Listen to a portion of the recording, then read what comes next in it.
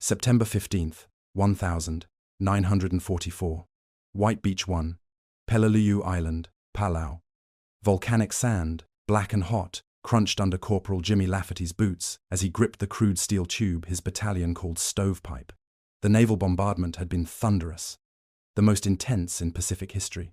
Smoke drifted across the beach in thick columns.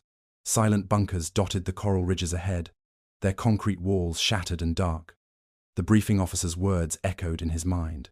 Asterisk. 3 days, maybe 4. The Japs are demoralized. Traditional tactics will finish this. Asterisk.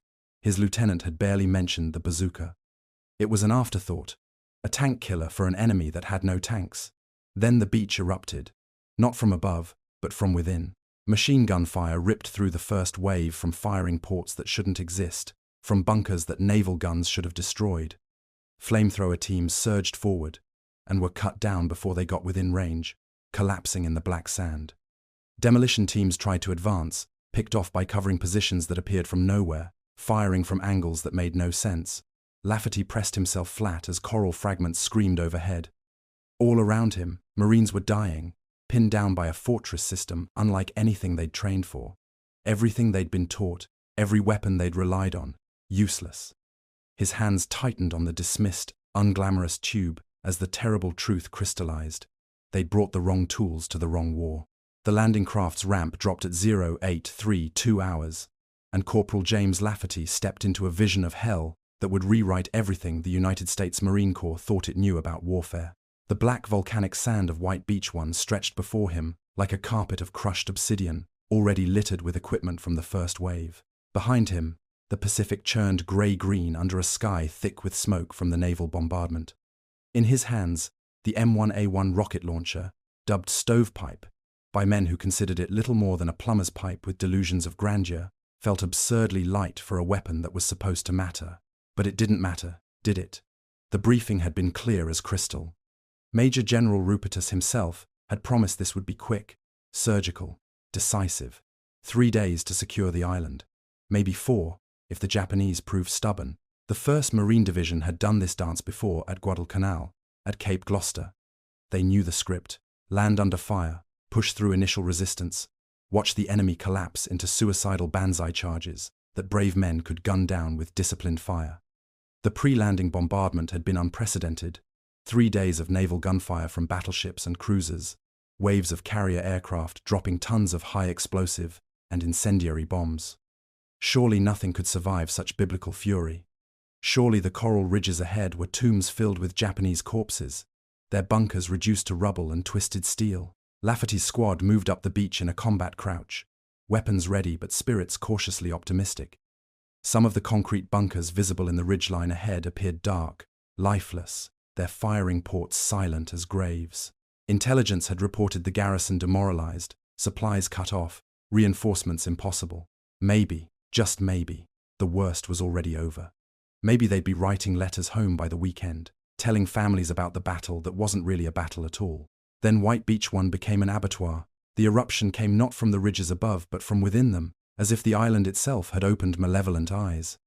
Machine gun fire, not scattered, not panicked, but precisely coordinated, raked the beach in interlocking fields of fire that turned sand into a maelstrom of black geysers. Marines dropped in windows, some killed before they understood they were being shot at. The bunkers weren't destroyed. They had never been touched. Naval shells that should have penetrated concrete had skipped off or detonated harmlessly against slopes engineered to deflect blast waves.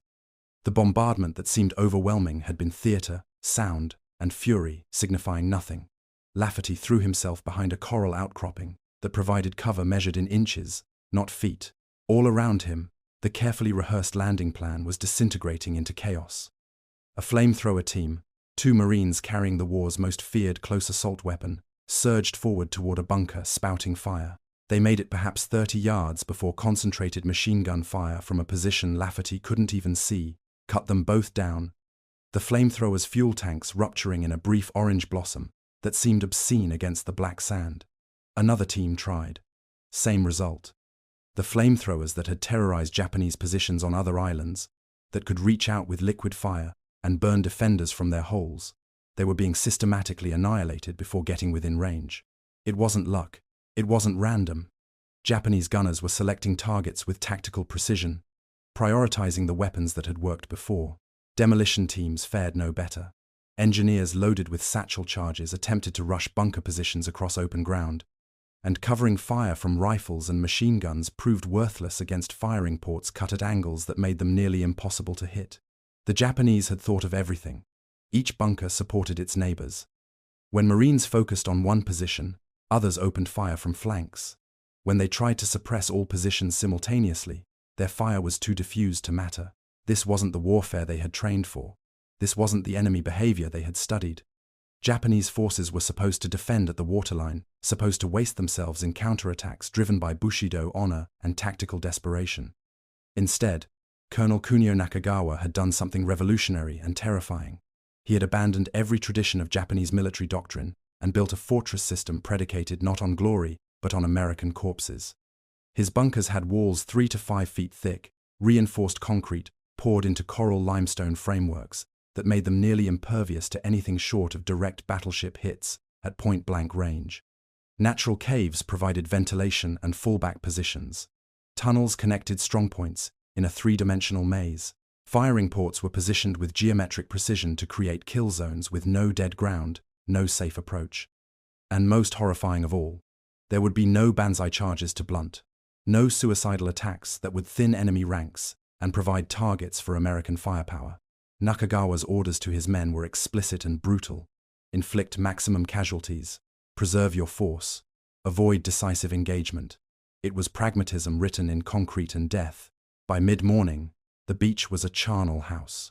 Casualties mounted with horrifying speed, not in the dozens but in the hundreds. Artillery called in from ships offshore proved useless against bunkers buried in coral ridges. Tank support bogged down in terrain too rough and broken for armor to maneuver effectively. Airstrikes couldn't identify targets hidden in limestone folds and covered by natural camouflage. Every traditional solution in the Marine Corps playbook was failing simultaneously. Lieutenant Burke, the young officer who had dismissed the bazooka in briefing as barely worth mentioning, crouched in a shell crater with his face gone white and his hands shaking. Around him, his platoon was being systematically destroyed by an enemy they could barely see, using defenses they had no doctrine to overcome. And then his eyes fell on Lafferty's weapon, that crude, unglamorous tube that looked like something welded together in a basement workshop. The bazooka had been designed for a different war, for German panzers rolling across European plains. It was meant to kill tanks that the Japanese barely fielded. Nobody had seriously considered it a bunker weapon because nobody had imagined bunkers like these. But now, with flamethrowers burning before they could reach their targets and demolition teams cut down in open ground and artillery bouncing off reinforced concrete like pebbles off armor plate, that overlooked rocket launcher represented something new, something untested, something that just might reach where nothing else could. Burke's voice cut through the chaos, hoarse and desperate. "Lafferty, get that stovepipe up here." The battle for Peleliu had begun, and already the old certainties were dead. What Lieutenant Burke was staring at, what every Marine on that blood-soaked beach would soon come to understand with terrible clarity, was a revolution in defensive warfare that had been growing in the coral limestone of Peleliu for 5 months, while American intelligence remained blissfully ignorant. Colonel Kunio Nakagawa had arrived on this godforsaken island in April 1944 with approximately 10,500 men and a heretical idea that would have gotten him court-martialed in any previous era of Japanese military history. He looked at the beaches his superiors expected him to defend with suicidal banzai charges and saw only killing grounds where American naval guns would annihilate his men before they fired a shot. He looked at the doctrine that demanded glorious death in offensive action and saw strategic idiocy that served Bushido honor while accomplishing nothing except enemy victory. So Nakagawa did something extraordinary. He betrayed everything his culture's military tradition held sacred and built a fortress system designed not for honor, but for murder. The Umabrogel Mountains that dominated Peleliu's interior became his canvas, and he painted it in reinforced concrete, coral limestone, and interlocking fields of fire that would make Dante himself recoil in horror. His engineers, working with brutal efficiency through the sweltering Pacific spring and summer, carved over 500 defensive positions into the ridges, using natural cave systems as foundations and pouring concrete walls thick enough to laugh at anything short of a direct battleship hit. But thickness alone wasn't the innovation. Every bunker was positioned to support its neighbors. Firing ports cut at angles that eliminated blind spots and created overlapping kill zones where American infantry would have to advance through multiple fields of fire simultaneously. Ventilation shafts connected to natural caves meant conventional methods of suffocating defenders with smoke or gas would fail. Tunnel systems linking positions at multiple elevations meant that even if Marines fought their way into a bunker, the Japanese could retreat through passages and reoccupy it after dark or counterattack from unexpected angles. Nakagawa's written orders to his subordinate commanders were explicit and shocking in their pragmatism. "We shall grasp the initiative, preserve our strength, and make the enemy suffer heavy losses and avoid decisive engagement." These were not the words of a samurai seeking glorious death. These were the calculations of a chess master willing to sacrifice honor for checkmate. The terrible sophistication of what Nakagawa had created became clear to the Marines in brutal increments over the battle's first 72 hours. Reconnaissance patrols that pushed beyond the beaches discovered that the coastal bunkers, murderous as they were, represented merely the outer shell of a defensive system that extended deep into the island's interior. The true nightmare waited in the ridges, where limestone formations rose in jagged coral teeth, and every cliff face concealed firing positions that could rain death from above while remaining nearly invisible from below. Marine companies advancing inland found themselves in a three-dimensional killing ground where traditional notions of front and rear became meaningless. Machine gun fire would erupt from a bunker at ground level, then cease when Marines brought weapons to bear, only to resume from a position 30 feet higher on the same cliff face that had been silent moments before. Mortar rounds dropped from reverse slopes, where observers hidden in cave mouths had perfect fields of vision while remaining untouchable. Snipers fired from spider holes drilled into coral at angles that made return fire nearly impossible. And always, the tunnels meant that positions Marines thought they had neutralized would spring back to life, with fresh defenders who had simply waited in the darkness for the Americans to pass. Private First Class Eugene Sledge, a mortarman with K Company, who would later write the definitive enlisted man's account of Peleliu, watched in horror as his company tried to advance using tactics that had worked at Tarawa and Saipan. "We'd hit a bunker with everything we had," he would recall, "and think we'd killed everyone inside. Then we'd move forward, and the damn thing would open up again from behind us. It was like fighting ghosts who could walk through walls." The Marine Corps had come to Peleliu with an arsenal of bunker-busting weapons developed through hard experience in earlier Pacific campaigns. Flamethrowers that could reach out 30 yards with liquid fire and incinerate defenders in enclosed spaces. Demolition charges that engineers could place directly against bunker walls to blow them apart from the outside. Tank-mounted guns that could fire at point-blank range into firing ports. Artillery that could hammer positions with sustained bombardment until defenders were killed or driven mad. But Nakagawa had studied every previous American island assault and designed his fortress specifically to neutralize each of these weapons. Flamethrower teams became priority targets for Japanese gunners who had learned to recognize their distinctive equipment silhouettes. The Americans discovered that their most feared close assault weapon had an Achilles heel. Operators had to get within 30 yards to be effective, and crossing that distance under fire from mutually supporting positions was suicidal. Flamethrower casualties in the first week of fighting were catastrophic. Estimates suggest that 70% of operators were killed or wounded, a casualty rate that would have broken any unit's morale if the need for their weapon hadn't been so desperate. Demolition teams fared little better. Approaching bunkers across open ground to place satchel charges required either extraordinary courage or acceptance of near-certain death, and often both simultaneously. Marines watched engineers make these runs again and again, saw them cut down by machine gun fire, from covering positions that weren't even visible until muzzle flashes gave them away. Tank support, which had been crucial in earlier battles, bogged down in terrain that seemed designed by malevolent gods specifically to strand armor. The coral ridges were too steep, too broken, too unstable for Sherman tanks to climb.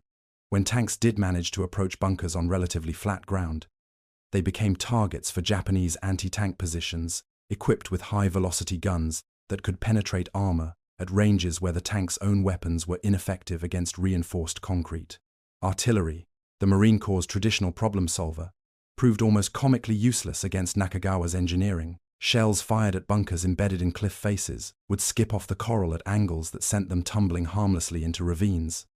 High-explosive rounds that detonated against reinforced concrete would leave scorch marks and craters, but rarely penetrated walls poured 3 to 5 feet thick. Even direct hits often failed to kill defenders who had retreated into deeper cave chambers connected by those infernal tunnels.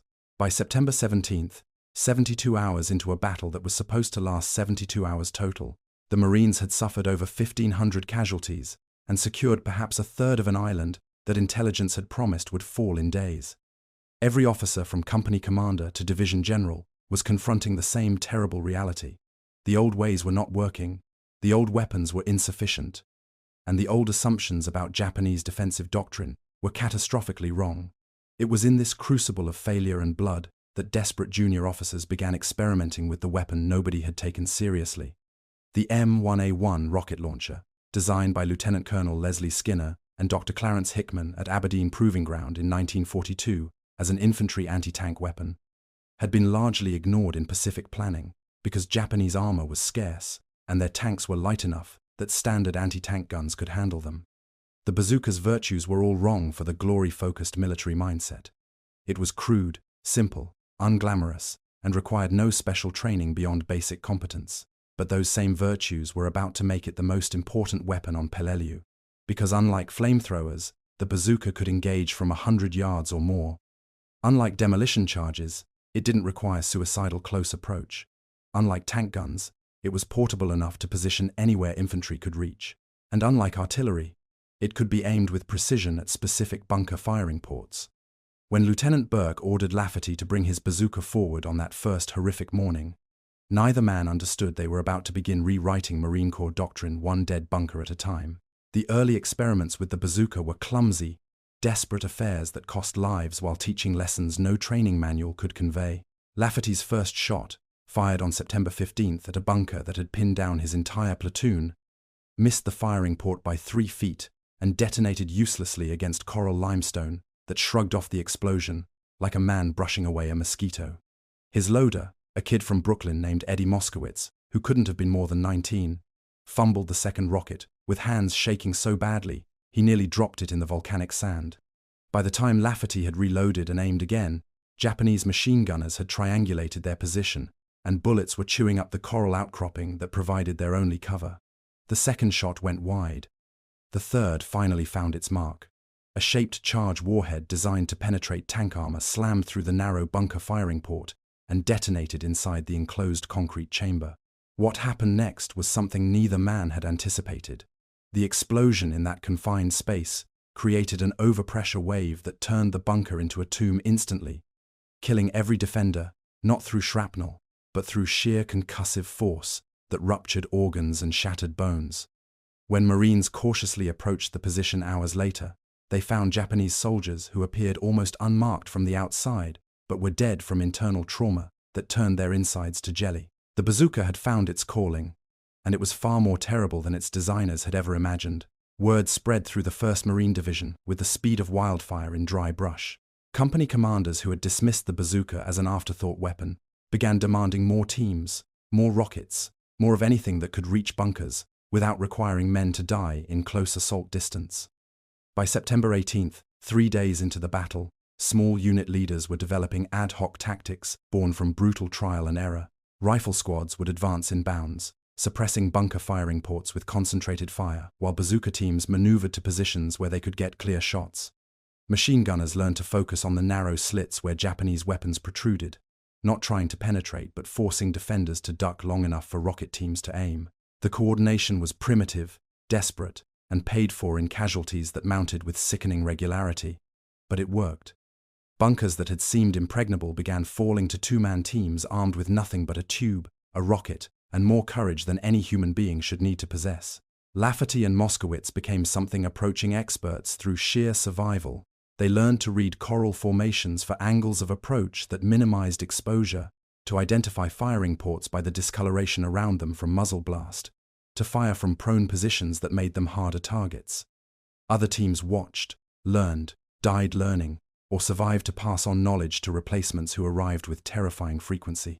Then the Marines pushed into the Umabrogol Mountains, and every lesson they thought they had learned became inadequate against the true depth of Nakagawa's genius. The central ridge system that Marines began calling Bloody Nose Ridge was hell given geological form, a maze of coral limestone formations rising in jagged pinnacles and razor-edged ridges where bunkers were stacked vertically in cliff faces, like apartments in some nightmare tenement. Nakagawa's engineers had created a three-dimensional fortress where the very concept of flanking became meaningless because every approach was covered by positions at multiple elevations connected by tunnels that allowed defenders to shift between levels faster than attackers could adapt. A marine company would spend hours reducing a bunker at ground level, losing men to sniper fire and machine gun bursts from covering positions, finally silencing the target through coordinated bazooka and rifle fire, only to discover that defenders had simply retreated through a tunnel and would reoccupy the position after dark, or that another bunker 30 feet higher on the same cliff face had opened fire from an angle that made it nearly impossible to hit. Eugene's sledge, humping mortar rounds through this coral hell, watched bazooka teams work with a mixture of awe and horror. They had to get terribly close, he would write. And the Japs knew it. They started targeting rocket teams the same way they went after flamethrower operators. With everything they had, the life expectancy of a bazooka gunner in the Yuma became a grim joke measured in days rather than weeks. Entire teams were wiped out, taking single positions. The casualty rate among rocket launcher operators climbed to 40, 50, 60%, losses that would have broken any unit if the weapon hadn't been so desperately necessary. On September 23rd, 8 days into what was supposed to be a 3-day battle, Eddie Moskowitz took a sniper round through the throat while reloading Lafferty's bazooka. The Brooklyn kid who had fumbled his first rocket died in volcanic sand with his hands still gripping a warhead he would never load.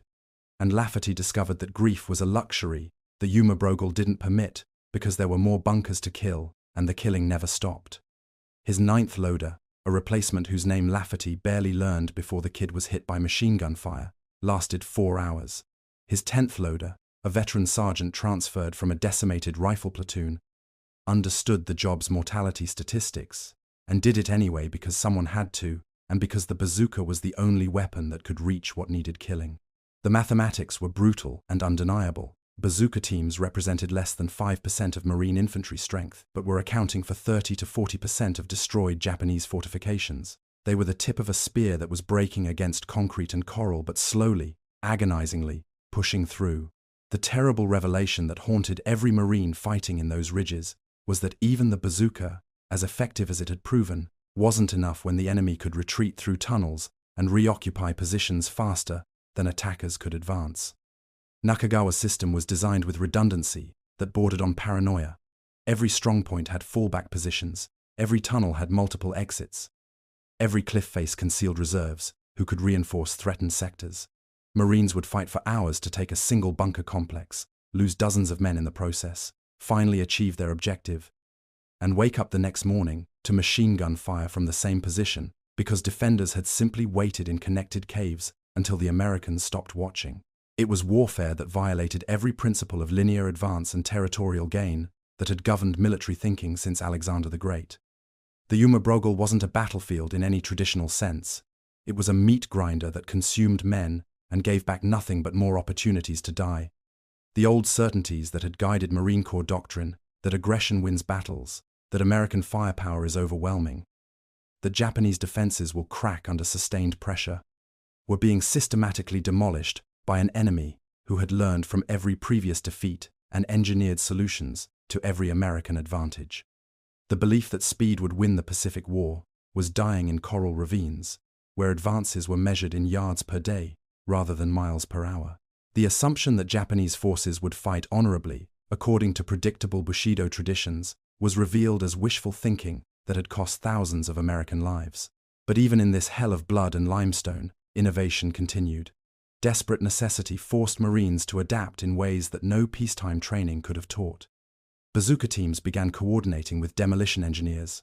Rockets would suppress bunker firing ports, while engineers rushed forward to seal tunnel entrances with explosive charges, preventing reoccupation. They learned to fire at extreme close range, sometimes 30 or 40 yards, where the danger was immense but accuracy improved dramatically. They discovered through experimentation that hitting coral immediately beside a bunker entrance could create deadly limestone splinters that killed defenders inside like shrapnel. They developed hand signals because voice commands drew Japanese fire, creating a silent language of violence where gestures meant suppress that port, or tunnel entrance to your left, or I'm moving, cover me. Every tactic was paid for in blood. Every innovation purchased with casualties that left units at half strength and required replacements who had to learn the same lessons all over again at the same terrible cost. By early October, 3 weeks into a battle that had shattered every timeline and prediction, the Marines had transformed themselves from an assault force expecting quick victory into something harder and more terrible. Specialists in a new form of warfare that had no name and no doctrine except what was written daily in blood on coral limestone. The Bazooka teams that had begun as afterthoughts were now the centerpiece of an evolved tactical system that bore no resemblance to anything taught at Quantico or practiced in training exercises. Sergeants and corporals who had survived the Yuma Brogal's meat grinder, men like Lafferty, now wearing sergeant stripes earned through attrition rather than promotion, had developed an almost surgical approach to bunker warfare that combined reconnaissance, suppression, penetration, and sealing into a coordinated ballet of violence. It began with observation, often for hours, as Marines studied a target bunker from concealed positions to understand its fields of fire, identify connected positions that might provide covering fire, and locate the telltale discolorations or air currents that betrayed tunnel entrances. Then came the approach, using every fold in the coral terrain, every shell crater, every corpse-strewn dead space to move bazooka teams into positions where they could fire at angles the Japanese hadn't anticipated. Rifle squads would initiate with concentrated fire at known firing ports, not expecting to penetrate, but forcing defenders to stay back from their weapons for crucial seconds. Machine gunners trained their weapons on the narrow slits where Japanese machine guns protruded, ready to hammer any movement. And then the bazooka teams would fire, often multiple teams from different angles simultaneously, sending shaped charge warheads through openings measured in inches to detonate inside chambers where overpressure turned concrete bunkers into killing bottles. Immediately after, demolition engineers would rush forward under covering fire to place charges at tunnel entrances, sealing the position so it couldn't be reoccupied by defenders retreating through Nakagawa's subterranean highway system. Finally, infantry would clear the bunker itself, a process that remained nightmarish even after the shooting stopped because wounded Japanese soldiers often fought to the death, and booby traps were common. The efficiency of this system was purchased at a cost that would haunt survivors for the rest of their lives. Lafferty's bazooka team, he was on his 11th loader by October 5th, a quiet kid from Tennessee who had survived longer than most by being careful and lucky in equal measure, had achieved a kill rate that was statistically remarkable and personally devastating. They had destroyed 17 bunker positions, contributed to the reduction of perhaps 24 more, and expended over 100 rockets in 3 weeks of continuous combat. The price: 6 loaders killed in action, 3 wounded and evacuated, and a mental ledger of names and faces that Lafferty could recite in his sleep when exhaustion finally forced him to close his eyes. The Tennessee kid, whose name was Patterson or Peterson, Lafferty was too tired to remember which, moved with the mechanical efficiency of a man who understood that hesitation meant death but speed meant exposure. They had developed an almost telepathic coordination where Lafferty could extend his hand backward and know that a rocket would be placed in it before he finished the gesture, where Patterson or Peterson could read his body language to know whether the shot was clean or they needed to relocate. Other teams that survived developed similar rhythms, creating partnerships that were intimate as marriage and often ended as abruptly as widowhood when a sniper's bullet or a machine gun burst dissolved one half of the equation into red mist and regret. The statistical truth that emerged from after-action reports and unit journals told a story that would reshape Marine Corps doctrine for the next generation. Bazooka teams, representing less than 5% of infantry strength, were credited with destroying between 30 and 40% of all Japanese fortifications reduced at Peleliu, more than flamethrowers, which remained devastatingly effective when they could reach their targets, but suffered such horrific casualty rates that replacement operators had to be drawn from general infantry ranks. More than demolition charges, which required approaches so dangerous that engineers had the lowest survival rate of any specialty except perhaps bazooka operators themselves. More than tank-mounted guns, which remained useful on accessible terrain, but were limited by the same mobility issues that had plagued armor throughout the campaign. More than naval gunfire and artillery, which continued pounding positions daily, but rarely achieved penetration against Nakagawa's engineering. The bazooka had become the primary bunker-killing weapon, not through technological sophistication, but through the crude effectiveness of putting explosive force where it needed to be with a weapon simple enough that two frightened men could operate it under conditions that would have paralyzed more complex systems. Lieutenant Colonel Leslie Skinner, the weapon's co-inventor, had designed the bazooka with a philosophy that proved more profound than perhaps he realized at the time. His guiding principle, that the best weapon is one simple enough to be used effectively by frightened men under fire, had created something that worked not in ideal conditions but in the worst conditions imaginable. The M1A1 required no complex fire control systems, no specialized training beyond basic competence, no maintenance that couldn't be performed with a rag and common sense. When mechanisms failed in coral dust and tropical humidity, they could be field repaired with wire and improvisation. When optical sights were damaged, iron sights or even point shooting sufficed at close range. The weapon's very crudeness, that stovepipe appearance that had invited mockery, was its salvation because there was nothing sophisticated enough to fail at crucial moments. It was warfare reduced to fundamentals. One man aimed a tube, another loaded a rocket, and something died at the far end. The elegant simplicity of this transaction was beauty of a sort, though beauty stained with blood and coral dust, and the memory of men who performed it, until performing it killed them.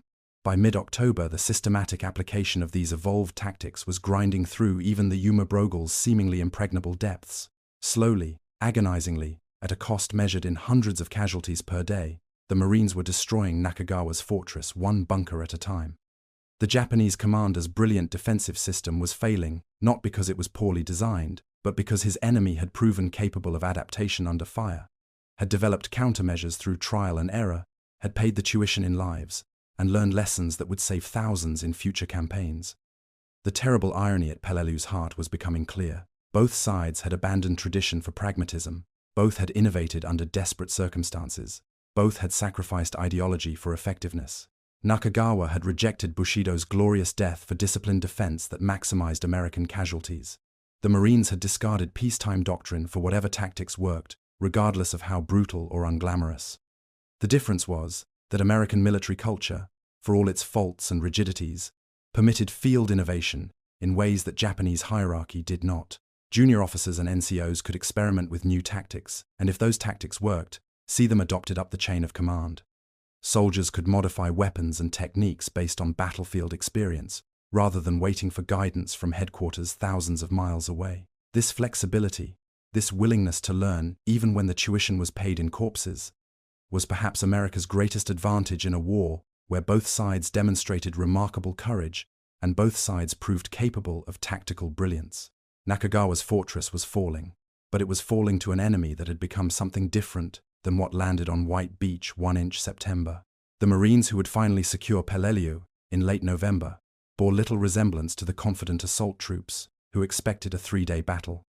They had been forged in coral fire into specialists in a new kind of warfare, practitioners of bunker-killing tactics that would become standard procedure at Iwo Jima and Okinawa, bearers of hard-won wisdom that would save lives in battles yet to come. And at the center of this transformation was a weapon nobody had taken seriously, wielded by men nobody would remember, achieving victories that statistics would record, but history would largely forget. Peleliu was declared secure on November 27, 1944, 73 days after Marines landed on beaches they were told would fall in 3. The word secure was military euphemism of the cruelest sort. Colonel Nakagawa and his surviving officers had committed ritual suicide in their command bunker on November 24th after burning their regimental colors, and the organized Japanese defense had finally ceased, not because it was defeated, but because there was literally no one left to continue it. The 1st Marine Division had suffered 6,526 casualties, the highest percentage loss of any amphibious assault in Marine Corps history, higher even than Tarawa's notorious bloodbath, higher than Iwo Jima would be when measured proportionally. The division that landed in September, expecting a quick victory, was evacuated in December as a gutted shell that would require months of rebuilding before it could fight again. Among the survivors was Sergeant James Lafferty, who at 22 years old felt ancient beyond counting, his bazooka team having somehow endured when statistical probability suggested they should have died a dozen times over. His 12th loader, the Tennessee kid whose name Lafferty finally remembered was Patterson, had survived as well, a minor miracle in a campaign where bazooka operators had suffered casualty rates approaching 60%. They sat together in the ruins of what had been Nakagawa's fortress, surrounded by blasted coral and shattered concrete, and the lingering smell of death that no amount of tropical rain could wash away, and tried to comprehend what they had endured. The bazooka that had carried them through hell, its tube scratched and dented, its sight mechanism held together with wire, and the improvised repairs that kept weapons functioning when proper maintenance was impossible, rested between them like a sleeping animal that had finally exhausted its fury. Lafferty ran his hand along the crude metal, feeling the coral dust that had worked into every seam, and thought about Eddie Moskowitz dying in volcanic sand with his hands on a rocket he would never load. He thought about the other loaders whose names were harder to remember because they had died so quickly, boys from places he had never visited, fighting for reasons that seemed increasingly abstract when measured against the concrete reality of survival.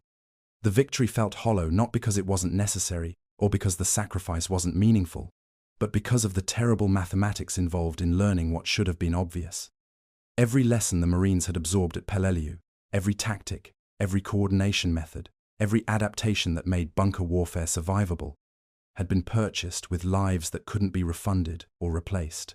The knowledge that these lessons would save thousands of Marines in future battles provided cold comfort when Lafferty could still see Eddie's face, could still remember the names of 6 loaders who had died, giving him rockets to fire. What could never return to the world after Peleliu was the certainty that had characterized American military planning before September 1944.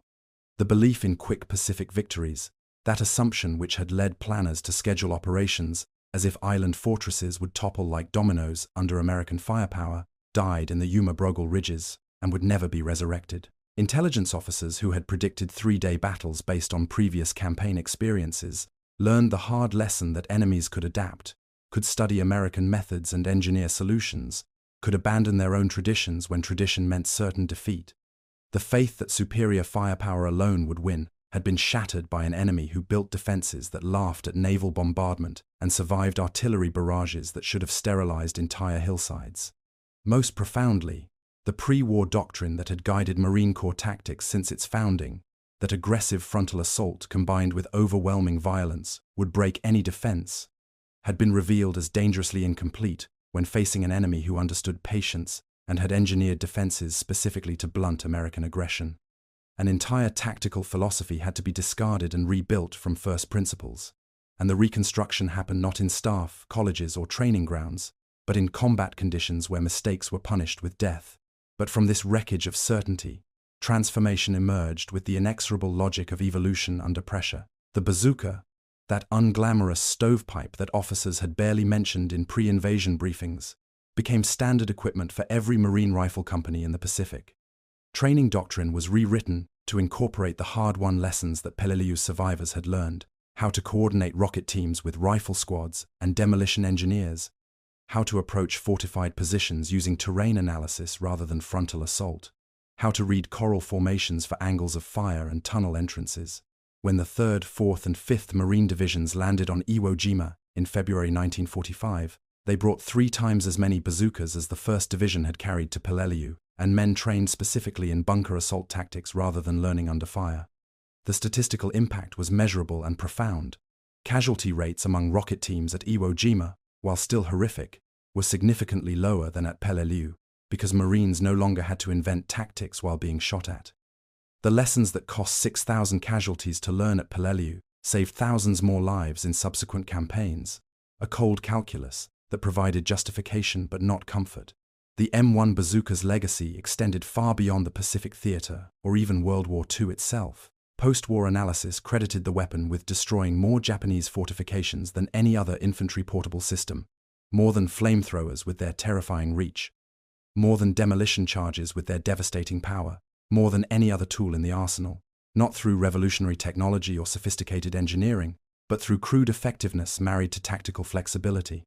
The weapon's genius was its simplicity: a tube, a rocket, and a firing mechanism that could be operated by 2 men under conditions that would have rendered complex systems useless.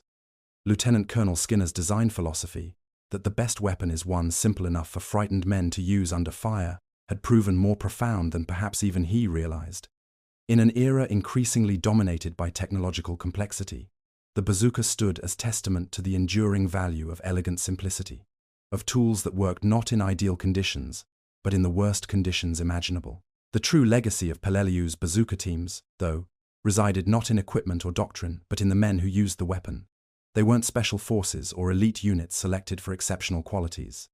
They were ordinary Marines, many still teenagers, drawn from the same pool of clerks and farmers and factory workers that filled every infantry company. What distinguished them was not who they were before the battle, but what they did during it, walking toward fortified bunkers when everyone else sought cover, approaching positions that killed from 100 yards away and getting close enough to make killing personal, accepting disproportionate casualties because their weapon was crucial and someone had to use it.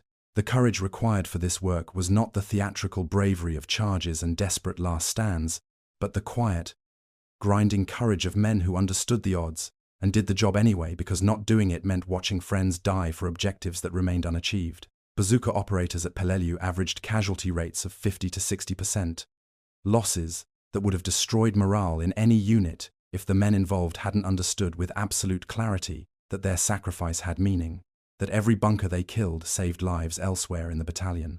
In military museums today, M1 bazookas from Peleliu rest in climate-controlled cases, with labels noting dates and locations in precise historical detail. M1A1 rocket launcher, Peleliu, September, November 1944. The placards read, listing technical specifications and noting the weapon's significance in Pacific warfare.